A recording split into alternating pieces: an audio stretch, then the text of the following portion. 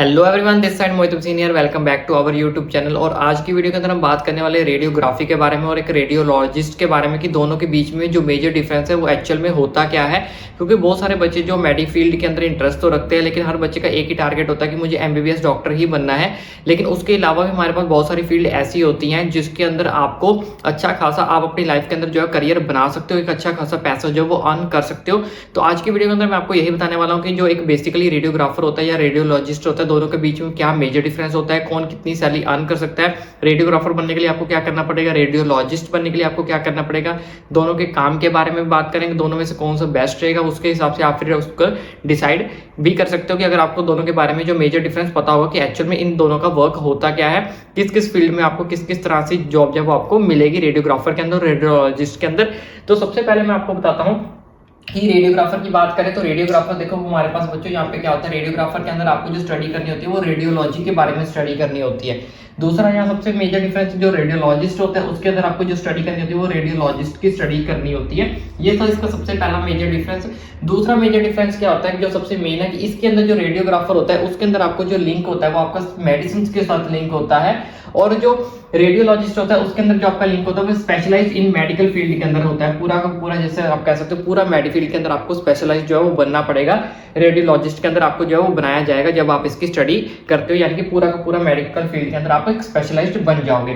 ठीक है। और इसका सबसे मेजर जो चीज है, रेडियोलॉजिस्ट क्या होता है, एक तरह का डॉक्टर होता है, यानी कि ये डॉक्टर ही होता है। इसके साथ आपको अगर आप रेडियोलॉजिस्ट की स्टडी करते हो तो इसके लिए आपको use doctor as a prefix, यानी कि आपके नाम के आगे आपको जो है वो डॉक्टर का हैशटैग जो है वो मिल जाएगा अगर आप रेडियोलॉजिस्ट की स्टडी करते हो। लेकिन अगर आप रेडियोग्राफर बनते हो तो इसमें आपको नोट एज ए डॉक्टर, आप डॉक्टर को एज ए प्रीफिक्स अपने नाम के आगे यूज नहीं कर सकते हो। ठीक है। बिकॉज बेसिकली ये आर टेक्नीशियन, ये एक तरह के जो है वो टेक्नीशियंस होते हैं और ये डॉक्टर नहीं होते। जो रेडियोलॉजिस्ट होते हैं ये पूरे परफेक्ट है, जैसे मैंने आपको ये स्पेशलाइज मेडिकल फील्ड के अंदर स्पेशलाइज होते हैं, यानी कि ये एक तरह के क्या होते हैं, डॉक्टर होते हैं। और आप अपने नाम के आगे डॉक्टर हैशटैग को भी यूज कर सकते हो एज ए प्रीफिक्स। लेकिन रेडियोग्राफर जो होता है वो एक टेक्नीशियन होता है, जो टेक्नीशियन के साथ कभी भी डॉक्टर एज ए प्रीफिक्स उसके नाम के आगे जो है वो यूज वर्ड नहीं होता है, हैशटैग आप एज ए डॉक्टर नहीं यूज कर सकते। तो ये थे इन दोनों के बीच का सबसे जो मेजर डिफरेंस एक्चुअल में होता क्या कि रेडियोग्राफर क्या होता है और रेडियोलॉजिस्ट क्या होता है। अब बात करते हैं इनकी ड्यूटीज को लेकर कि इन दोनों की ड्यूटीज क्या होती हैं। सबसे पहले ड्यूटीज की बात करें तो ड्यूटीज में ऑपरेट द इक्विपमेंट्स, जो रेडियोग्राफर होता है ये इक्विपमेंट्स को जो क्या करता है ऑपरेट करने का काम करता है। जैसे कि फॉर एग्जांपल सीटी स्कैन होगी, एमआरआई होगी, एक्सरे होगी, अल्ट्रासाउंड होगी, सोनोग्राफी, ये सब के टेस्ट को क्या करता है, ये टेस्ट करता है बेसिकली। जैसे कि मैंने आपको बताया कि ये टेक्नीशियंस होते हैं, टेक्नीशियंस का काम क्या होता है, एमआरआई करना, सीटी स्कैन करना, एक्सरे करना, अल्ट्रासाउंड करना, सोनोग्राफी करना, ये सारे के सारे जो टेस्ट है वो आपके पेशेंट्स के जो है वो करके आपको देगा।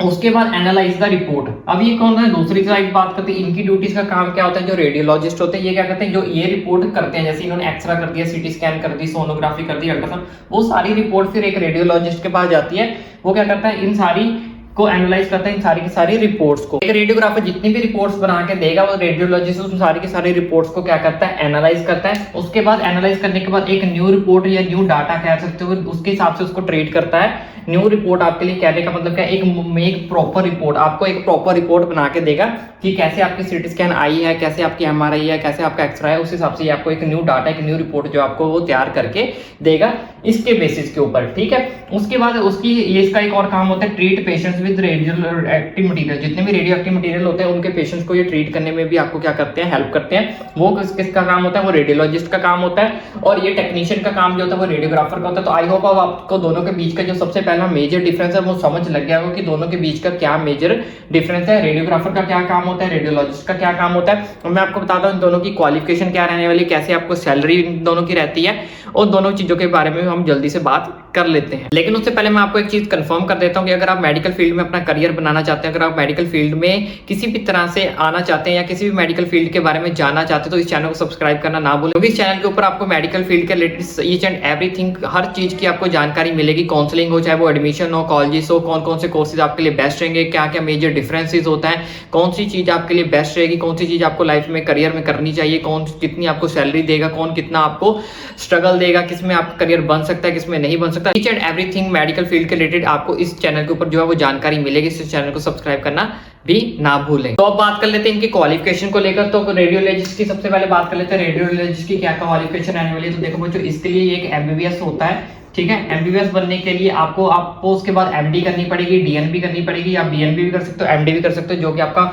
मास्टर्स होता है। तो रेडियोलॉजिस्ट बनने के लिए एमबीबीएस आपका कंपलसरी होता है, और एमबीबीएस बनने के लिए ऑब्वियसली आपको पता ही है आजकल क्या करना पड़ेगा, आपको नीट क्लियर करना पड़ेगा। नीट कंपलसरी है, चाहे आपको यूजी भी करनी है, चाहे पीजी भी करनी है। अगर आप एमडी डीएनबी भी करना चाहते हो तो भी आपको नीट पीजी क्लियर करना पड़ेगा। अगर आप एमबीबीएस अकेला करना चाहते हो तो नीट यूजी आपको जो है वो क्लियर करना पड़ेगा। यानी कि कहने का मतलब क्या, रेडियोलॉजिस्ट बनने के लिए आपको जो वो नीट कंपलसरी है, नीट क्लियर करना पड़ेगा। एमबीबीएस ही आपके अंदर ही आपको जो है वो रेडियोलॉजिस्ट की जो है स्टडी करने को मिलेगी। उसके बाद आपके पास एक इनके अंदर डिप्लोमा भी होता है, डीएमआरडी, जो आपका डिप्लोमा 2 साल का होता है। तो जो बच्चे डिप्लोमा करना चाहते हैं तो डीएमआरडी भी कर सके, 2 साल का डिप्लोमा करके भी एक रेडियोलॉजिस्ट के अंदर जा सकते हैं। उसके बाद बात कर लेते हैं रेडियोग्राफी करने के लिए। रेडियोग्राफी करने के लिए क्या आपकी क्वालिफिकेशन करनी पड़ेगी।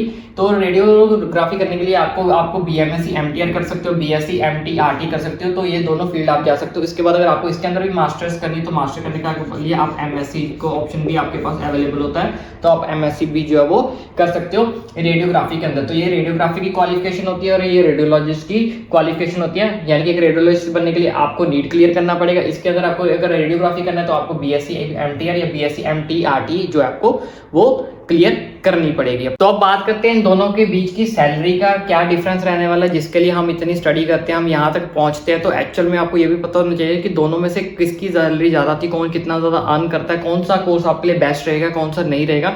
उन दोनों चीजों के बारे में हम यहाँ पे बात कर लेते हैं। तो सबसे पहले रेडियोलॉजिस्ट की सैलरी के बारे में बात कर लेते हैं। तो आफ्टर रेडियोलॉजिस्ट, जब आप एक रेडियोलॉजिस्ट बन जाते हो तो रेडियोलॉजिस्ट बनने के बाद यू कैन अप्लाई फॉर एसआरशिप। आप एसआरशिप के लिए भी अप्लाई कर सकते हो, ठीक है, जो गवर्नमेंट प्राइवेट दोनों कॉलेज के लिए होती है। तो एक इनिशियल सैलरी की पहले बात कर लेते हैं साथ साथ कि एक इनिशियल सैलरी अगर आप बोलो तो आप 80,000 से 1,20,000 रुपए पर मंथ जो है वो कमा सकते हो रेडियोलॉजिस्ट करने के बाद, ठीक है। अगर आप किसी प्राइवेट अच्छे खासे हॉस्पिटल के अंदर चले जाते हो तो वहां पे आप 1.5 लाख से 3 लाख रुपए पर मंथ भी कमा सकते हो, यानी कि 1.5 lakh to 3 lakh per month in very very big hospitals, private hospitals. तो वहां पे ठीक है। लेकिन एक अभी इनिशियल सैलरी की बात करें तो 80,000 से आपकी जो इनिशियल सैलरी है वो ऑलमोस्ट स्टार्ट हो जाती है, जो आपकी 1,20,000 पर मंथ तक भी जाती है। अगर प्राइवेट कोई अच्छा खासा आपको हॉस्पिटल मिल जाता है, कोई बड़ा प्राइवेट हॉस्पिटल मिल जाता है, तो वहां पे आप 1.5 लाख से 3 लाख रुपए यानी 1.5 लाख से 3 लाख रुपए पर मंथ भी जो आप कमा सकते हो।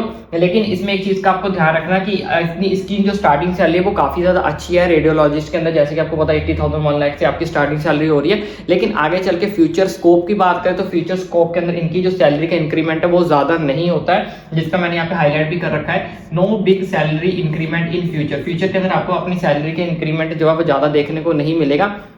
ऑलमोस्ट आपकी सैलरी इन फ्यूचर भी 1.5 लाख, 2 लाख, 2.5 लाख इसके अराउंड ही जो वो घूमती रहेगी। इससे बड़ी ज़्यादा सैलरी आप एक्सपेक्ट नहीं कर सकते रेडियोलॉजिस्ट फील्ड के अंदर। बहुत कम चांसेस है कि आपकी जो इंक्रीमेंट सैलरी है वो ज़्यादा हो, इंक्रीमेंट आपको ज़्यादा लगे, ठीक है। अगर आपका खुद का आवन रेडियोलॉजी सेंटर है तो फिर तो सैलरी की कोई लिमिट ही नहीं है।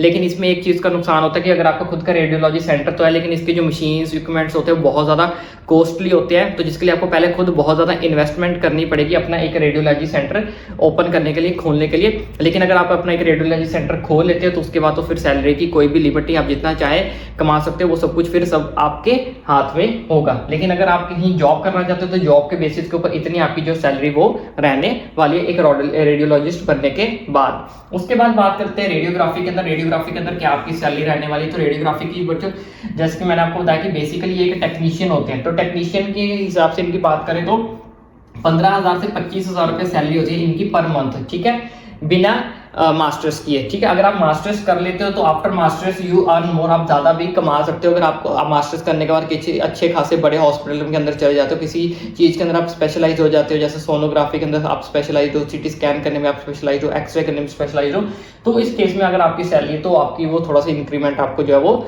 लग सकता है मास्टर्स करने के बाद। लेकिन इस चीज के बाद मैं बोलूं कि दोनों में बेस्ट क्या रहेगा, क्या आपको करना चाहिए, क्या नहीं करना चाहिए। देखो बच्चों, दोनों के अंदर मैंने आपको मेजर डिफरेंस समझा दिया है। आप चाहो तो आप ये भी कर सकते हो, आप चाहो तो आप ये भी कर सकते हो, चूज ये आपको करना है। लेकिन मैं फिर भी आपको एक छोटा सा सजेशन देना चाहूंगा कि अगर आप रेडियोलॉजिस्ट करते हो, ठीक है, तो इसके अंदर क्या होता है, not directly interact with patient. Patient के साथ आप डायरेक्टली इंटरेक्ट नहीं कर सकते। अगर आप पेशेंट्स के साथ आप डायरेक्टली इंटरेक्ट नहीं करते हो तो आपको कहीं होता है कि पेशेंट्स के साथ मैं डायरेक्टली इंटरेक्ट करूँ, देखूँ उन्हें कौन सी प्रॉब्लम्स आ रही हैं, कैसे प्रॉब्लम्स को फेस करें, उसके बारे में रिसर्च करूँ, उसको कैसे ट्रीट करना है। नॉलेज अगर आप इकट्ठी करनी चाहते हो तो इसके अंदर आपको थोड़ी सी नॉलेज कम मिलेगी, क्योंकि आप डायरेक्टली पेशेंट के साथ इंटरेक्ट करते ही नहीं हो इस फील्ड के अंदर। तो अगर आप पेशेंट्स के साथ डायरेक्टली इंटरेक्ट करना चाहते हो, अगर आप इस चीज के अंदर इंटरेस्टेड हो, तो इस चीज में आपको उस चीज की थोड़ी सी कमी रहेगी। तो मैं फिर आपको सजेस्ट करूंगा कि आप एमबीबीएस में हमारे पास बहुत सारे ऑप्शंस होते हैं, बहुत सारी फील्ड्स होती है, तो आप मेडिसिन में जा सकते हो, सर्जरी में जा सकते हो, ऑर्थो में जा सकते हो। ऐसी फील्ड के अंदर आप जाते हो तो इसमें आप पेशेंट्स के साथ डायरेक्टली इंटरेक्ट जो है वो कर सकते हो। तो आई होप अब आपको दोनों के बीच का मेजर डिफरेंस जो वो समझ लग गया होगा अच्छे से। तो अब आप अपने हिसाब से दोनों में से जो आपके लिए बेस्ट है तो वो आप चूज कर सकते हो। इसके अलावा मेडिकल फील्ड के अंदर कौन सा कोर्स आपके लिए बेस्ट रहेगा, कैसे आपको एडमिशन लेनी है, कौन से कॉलेजेस आपके लिए बेस्ट रहेंगे, कैसे आपको काउंसलिंग करनी है, ईच एंड एवरीथिंग की अपडेट मेडिकल फील्ड के रिलेटेड आपको आपके भाई के चैनल पर मिलती रहेगी। इसलिए चैनल को सब्सक्राइब करना भी ना भूलें।